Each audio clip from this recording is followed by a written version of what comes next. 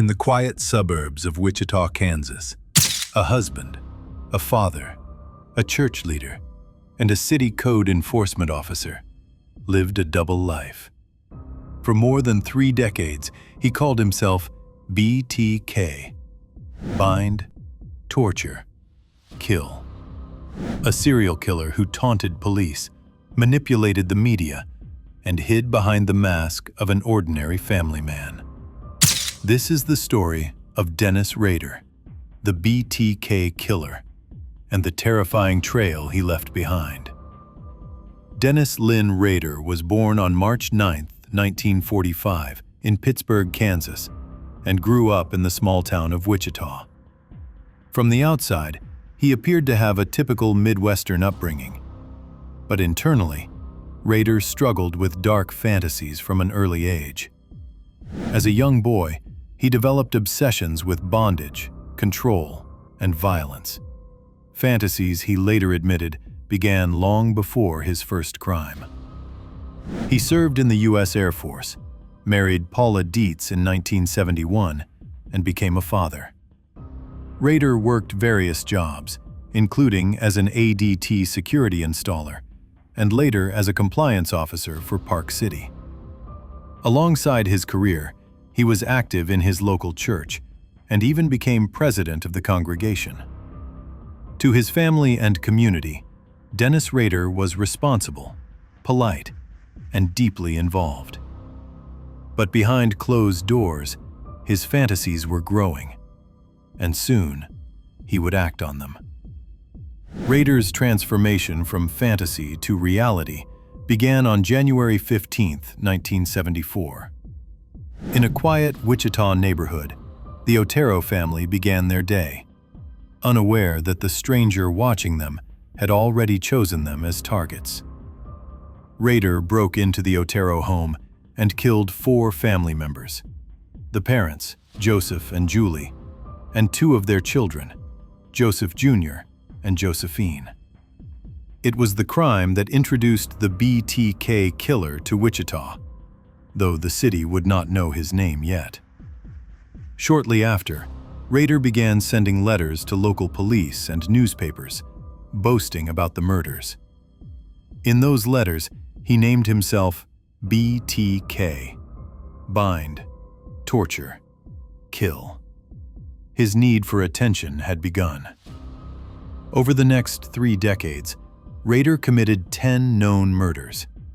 He blended patience, planning, and surveillance with a chilling desire for domination.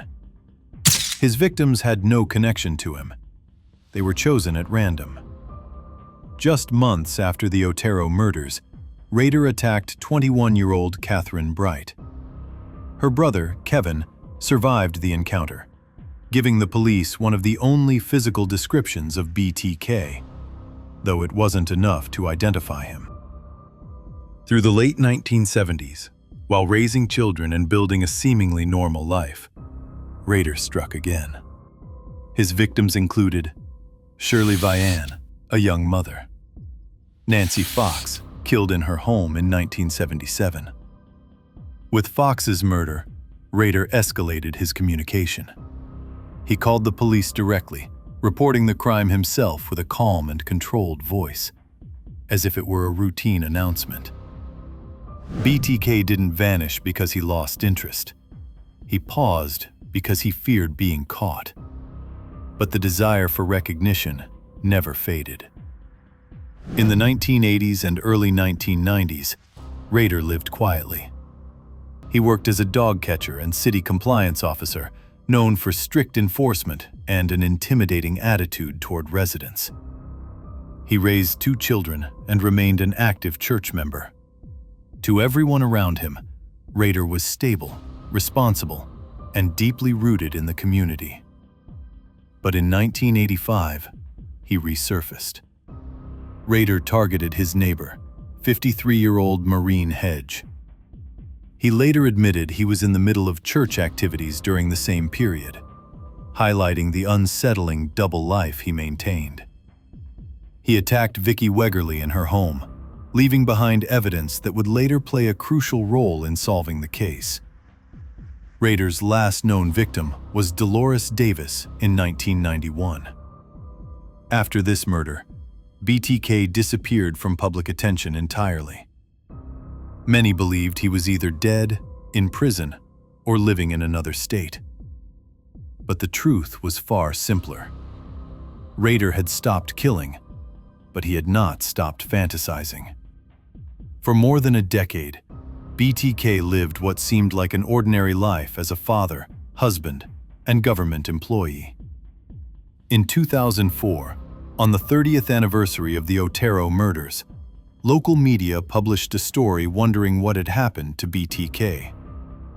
For Rader, this was irresistible. He began sending letters, packages, and souvenirs from past crimes, reigniting the terror in Wichita. But he also made a crucial mistake. He believed he could safely communicate with police using technology. In one letter, Rader asked detectives if a floppy disk could be traced. The police, knowing this was their chance, replied that it was safe. Rader sent the disk. Minutes after examining it, investigators linked the metadata to a computer at Christ Lutheran Church. The file was last edited by a user named Dennis. It was the break police had waited decades for. On February 25, 2005, police arrested Dennis Rader while he was driving near his home. He gave up almost immediately.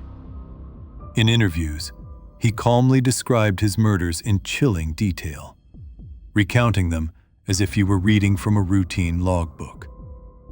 He referred to his crimes as projects and saw himself as both murderer and storyteller, believing his legacy would endure through the letters he had sent. Rader pleaded guilty to 10 murders and was sentenced to 10 consecutive life terms, ensuring he would spend the rest of his life in prison.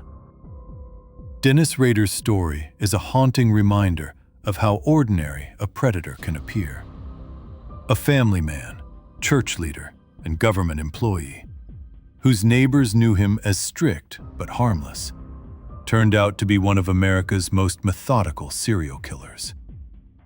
His ability to hide in plain sight challenges our understanding of trust, identity, and the nature of evil. Rader remains in prison today, serving life without possibility of release. And his story endures as a warning. Sometimes the darkest monsters are the ones who look most like us. If you like our content and want to see more videos like this, make sure to subscribe to our channel by clicking the subscribe button below.